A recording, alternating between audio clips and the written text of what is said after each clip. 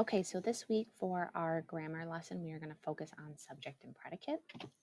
We start first with the subject, which tells whom or what the sentence is about. To find the subject, you're going to ask who or what is doing something or who or what is being talked about. So here's our first example sentence. On his trip to the Amazon rainforest, Mr. Bergeron took hundreds of photographs. So in this, we are going to ask who took hundreds of photographs,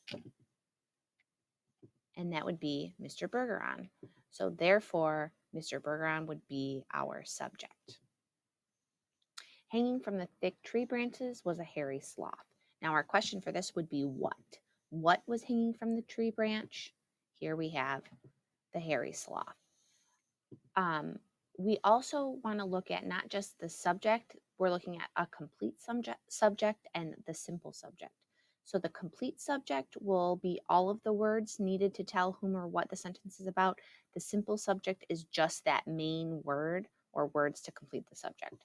So here we have that spiny little creature is a hedgehog. Complete subject is that spiny little creature. Now, if we're looking for just the simple subject, we're going to get rid of that tiny, spiny, little, and we're just talking about creature. So that spiny little creature is the complete subject, but the simple subject is just going to be the creature. Now we move on to the predicate. The predicate of a sentence is the part that says something about the subject. So the Lincoln Memorial is a national monument. So there's my example sentence. The Lincoln Memorial is the subject. So that is what we are talking about. What is being said about that memorial? That it is a national monument. Another example, high above other buildings in Washington, D.C. stands the Washington Monument. Again, the Lincoln Memorial is the subject here. What is being said about that memorial? That it is high above all the other buildings in Washington, D.C. So sometimes the predicate can come before the subject in the sentence and they can be flip-flop. So you have to really make sure that you're looking for what is being talked about in the sentence and how that is being talked about to determine whether it's the predicate or the subject. So the simple predicate is just the verb.